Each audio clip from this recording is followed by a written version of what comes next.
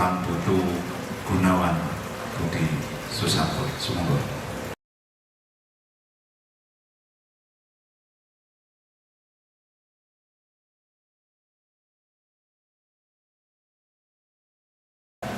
Bismillahirrahmanirrahim. Assalamualaikum warahmatullahi wabarakatuh. Wilujeng dalu, selamat malam. Kawan-kawan, sesungguhnya malam ini saya merasa seperti distrak. Enak sing nembung rapat timur lalu angel ngomong orang. Saya merasa distrak karena sudah berminggu-minggu, mungkin berbulan-bulan orang melu ngaji.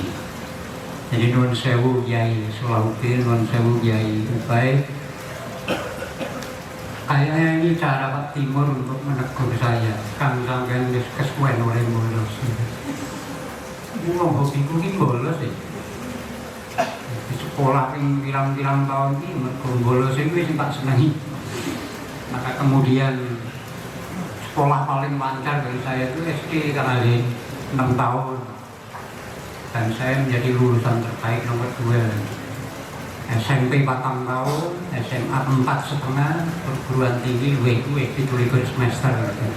Anak ngaji tak rewangi bolos terus, dan suwe gitu loh.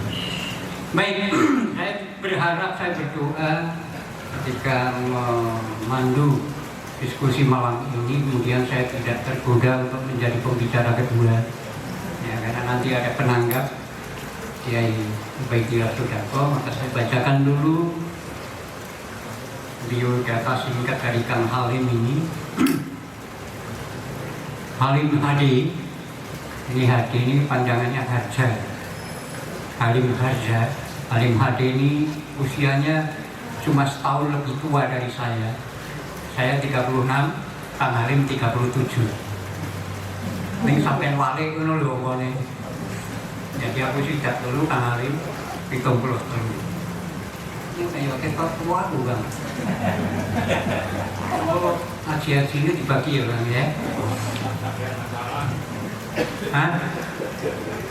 Betul saja lah karo. Kang Halim lahir di Serang, Banten 25 Juni 1951. Kemudian besar dan menetap di Solo. Nah, jebolan Fakultas Filsafat UGM ini. UGM ini Universitas Gajah Mada, bukan Gajah Mungkur macam Lugni ya. Tahun 1977 ini nanti kita jenengan jebol dropot ditoke atau piye. Karena dulu informasi yang saya terima Kang Halim ini lulus wisuda lalu ijazahnya disobek-sobek macam Pak Timur ini. Nah, dia dikenal lebih sebagai pekerja jaringan, networker kebudayaan. Kang Halim ini yang memprakarsai satu forum, Makassar Art Forum di Sulawesi Selatan. Pada tahun 1983 sampai 1988, dia mengorganisasikan workshop teater dan sastra di berbagai antero wilayah di Jawa Tengah, di desa-desa. Jadi bukan di kota-kota. Jadi menyelenggarakan workshop teater dan sastra bagi masyarakat pedesaan di Jawa Tengah.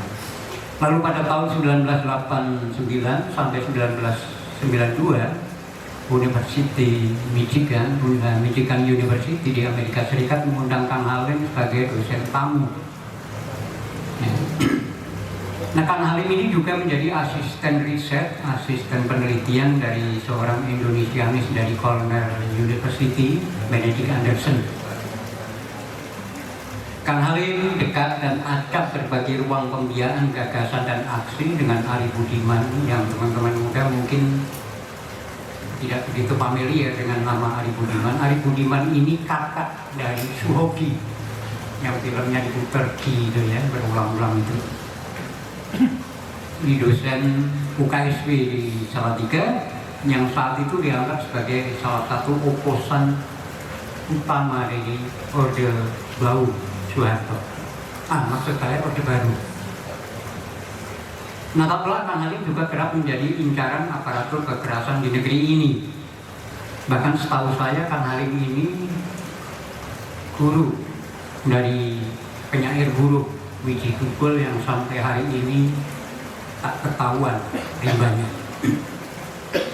Nah, kini Kang Halim mengelola studio Plesungan ini di karangannya Surakarta yang memberikan berbagai pelatihan seni dan kajian kebudayaan. Ini saya kira biografi singkat saja, dan saya minta maaf kalau fotokopi tadi sebagian saya fotokopi dan ternyata panitia sudah fotokopi lebih banyak.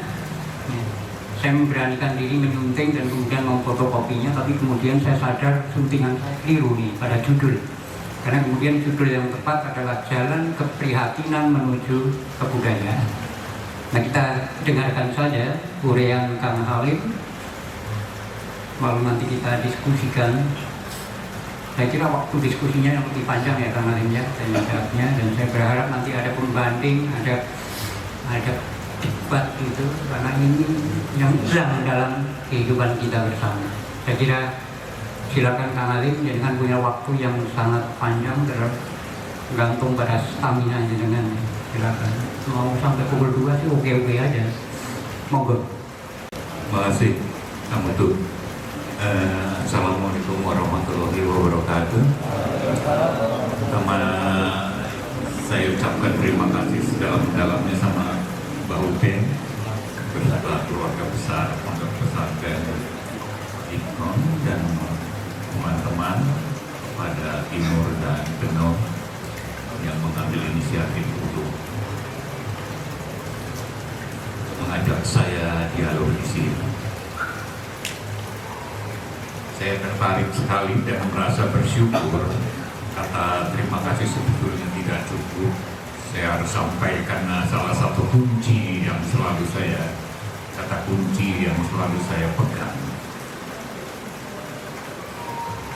Kata syukur ini penting, dan ini yang mencoba menjadi energi bagi saya untuk melakukan satu kegiatan. Nah, ketika saya diajak dalam dialog ini, ada banyak dan Anda sebetulnya apa yang di copy dari apa yang saya tulis ini adalah cuma mungkin sedetik debu di antara semua masalah yang ada di lingkungan kita. Tapi saya ingin mengambil satu poin yang selama ini menjadi satu fokus saya, dan mencoba di antara fokus itu memahaminya. Dan pemahaman proses ini sangat kuat sekali hubungannya dengan ruang.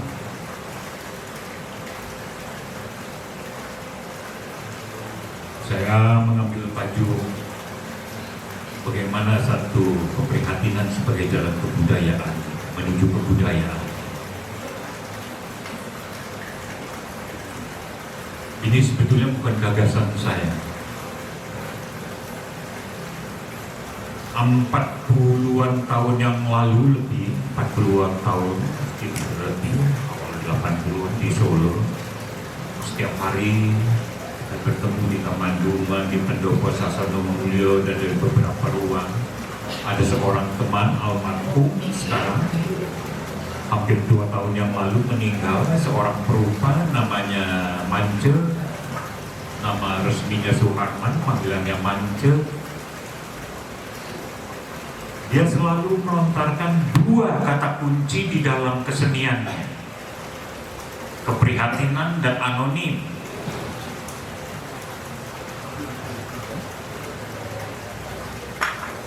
Dalam konteks ini kami mendiskusikan kata itu terus-menerus. Dan ketika saya mencoba melacak pembicaraan dengan Manje atau Harman ini, dia melontarkan, apa yang kamu rasakan dengan keprihatinan itu ada dalam satu persoalan, di dalam satu ruang. Proses ruang kita sekarang mengalami pergeseran bukan karena kita yang menginginkan, tapi ada kekuatan lain yang mendorong kita untuk keluar dari ruangan ini. Lalu poin yang lain menyampaikan singkat kata, pernah nggak kamu membayangkan orang menjual belikan ruang dan sekarang ruang menjadi begitu mahal sekarang. Singkat kata itulah perbincangan saya, dan saya membawa sampai orang menganggap bahwa itu adalah gagasan saya. Saya sebetulnya hanya merumuskan apa yang disampaikan oleh Harman Mance ini, dan saya menulisnya di koran Wawasan berjudul Estetika Keprihatinan.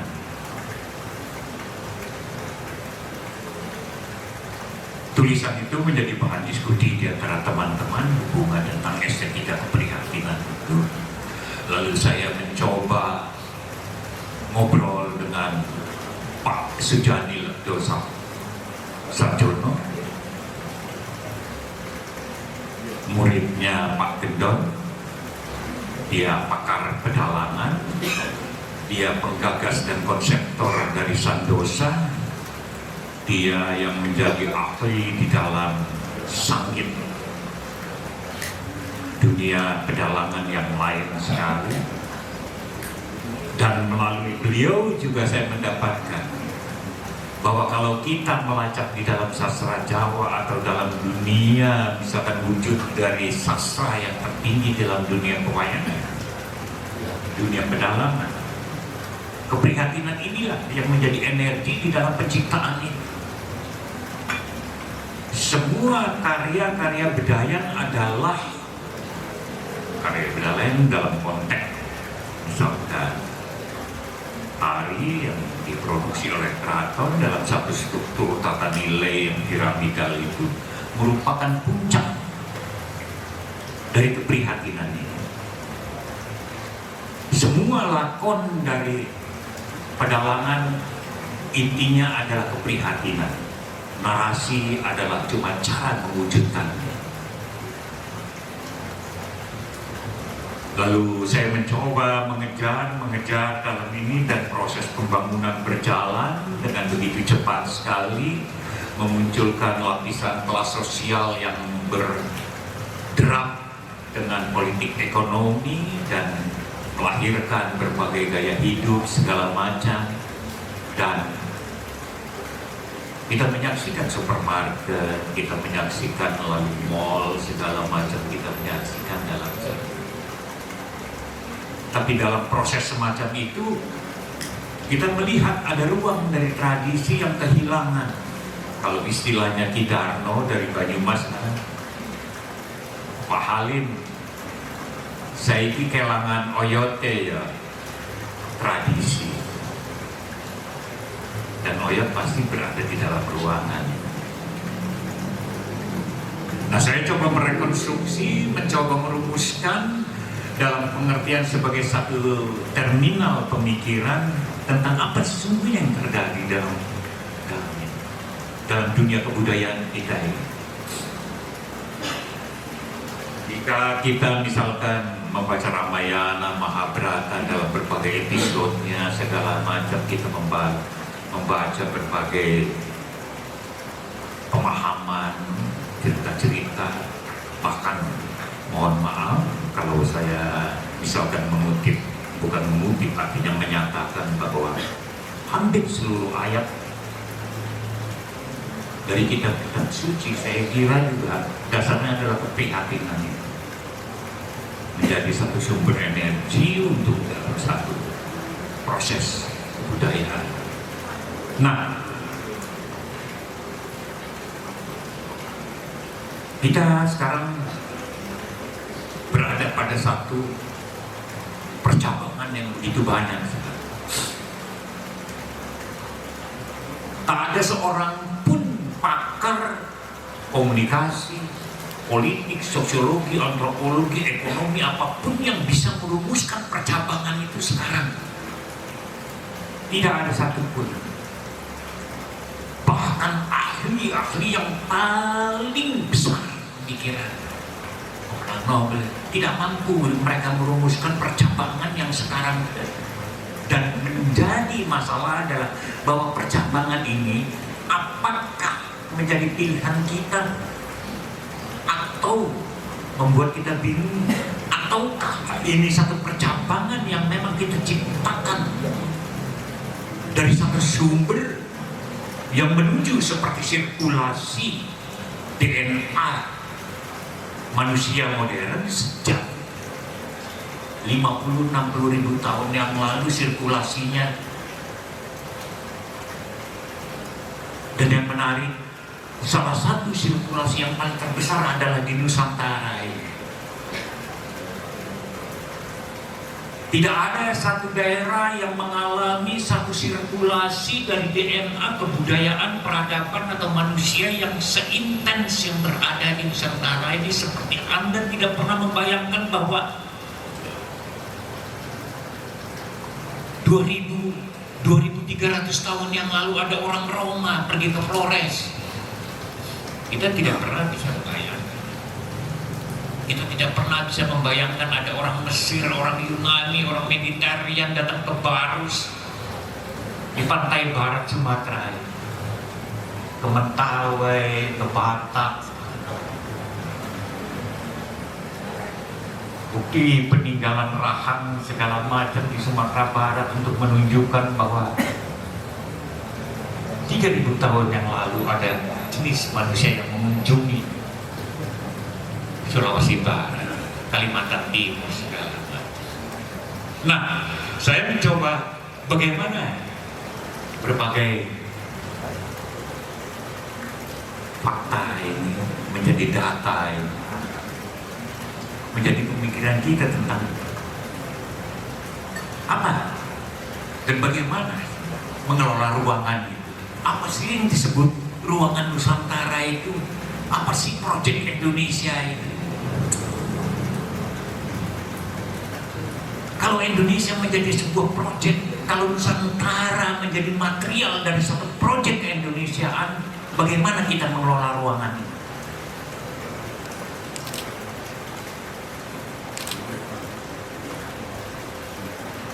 Ini tantangan yang bukan main. Tantangan yang bukan main. Karena ruangan bukan persoalan personal. Ketika kita bicara soal ruang sesungguhnya, kita bicara tentang satu politik bermasyarakat. Politik berhubungan dengan sesama kita. Politik berhubungan untuk menciptakan satu karya. Satu tindakan di mana energi kita berbagi dan kita di sana bertemu di antara perbedaan-perbedaan sehingga memunculkan percabangan-percabangan lain.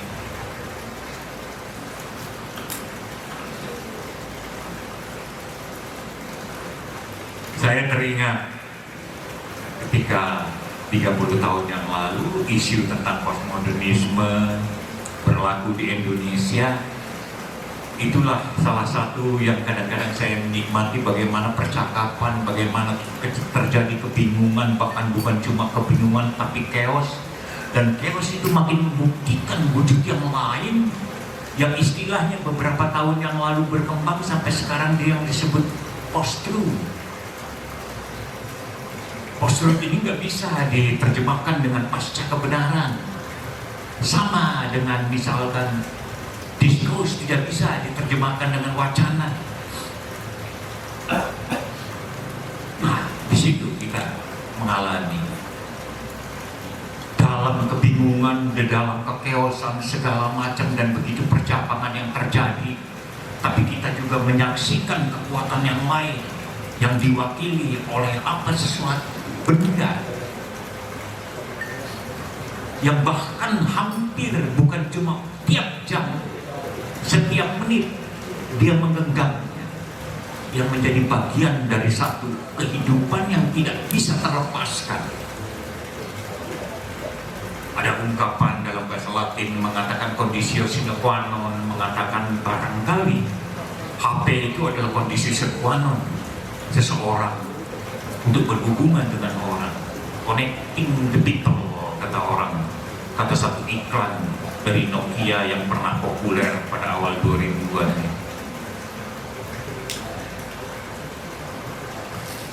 Dan alat itu yang kita coba membuat ruangan. Tapi adakah ruangan ini melahirkan satu dialog? Apakah ruangan media yang menciptakan ruang ini menciptakan silaturahmi? Ini kata kunci penting yang sekarang yang sebetulnya mengalami krisis kita. Kita mengalami krisis silaturahmi. Kalau dalam bahasa Latin mengatakan dialog, krisis dialog alami oleh bangsa-bangsa modern ini karena keterpecahan, kebingungan, kekeosan segala macam, karena percabangan yang begitu besar sekali. Tadi siang saya mendapatkan kiriman WA dari salah seorang rekan guru besar di Universitas Unitomo tentang demokratisasi.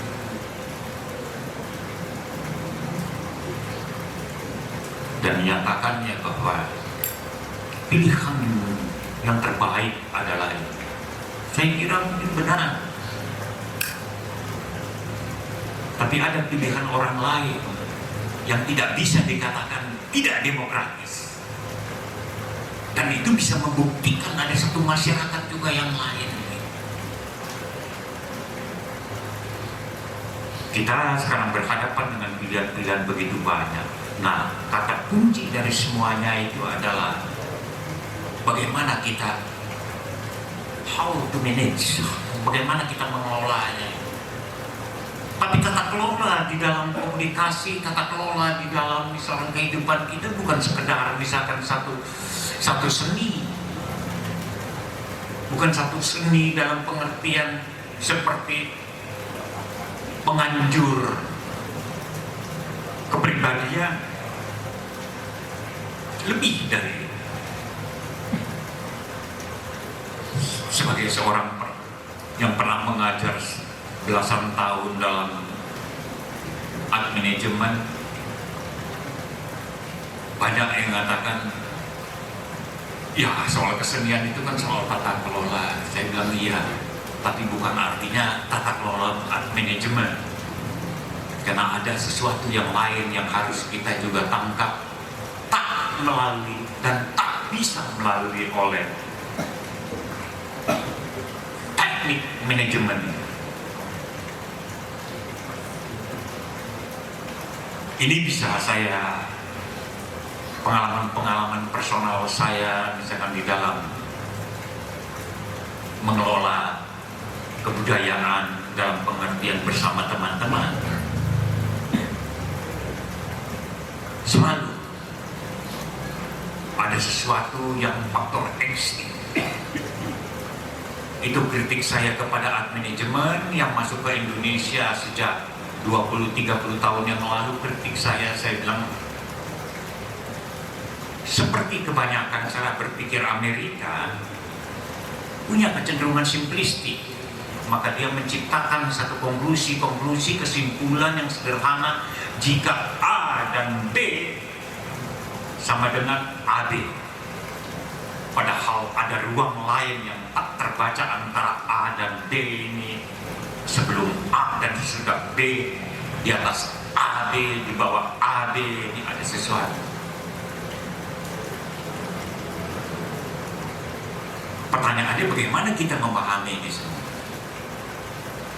Bagaimana kita bisa menangkap? Apakah energi keprihatinan ini bisa menangkap ini? Minimal merabanya.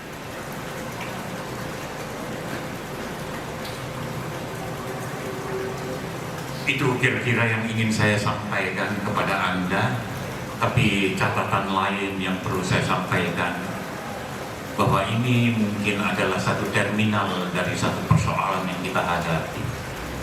Lalu catatan yang lain yang juga menjadi saya sampaikan sebagai catatan kaki, tapi ini yang menjadi fondamen juga apa yang ingin saya sampaikan.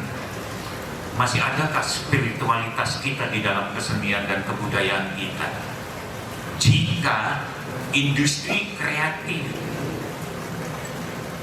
menjadi satu tolok ukur, jika industri kreatif didasarkan kepada produk-produk elektronis, jika produk-produk didasarkan kepada basis material dengan medium elektronik. Belasan tahun yang lalu ketika isu itu lagi mulai ramai, saya kritik saya kepada mereka, jika Anda mengukur itu, maka Anda akan gagal memahami penatah wayang. Anda akan gagal memahami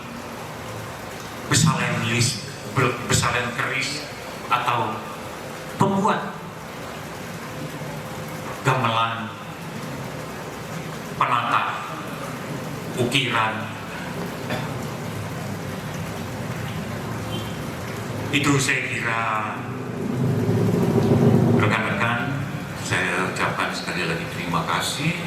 Saya kira dialog ini kita lanjutkan pada sesi berikutnya, dan terima kasih, atau lebih tepatnya syukur saya bisa berdialog dengan Anda. Wassalamualaikum warahmatullahi wabarakatuh.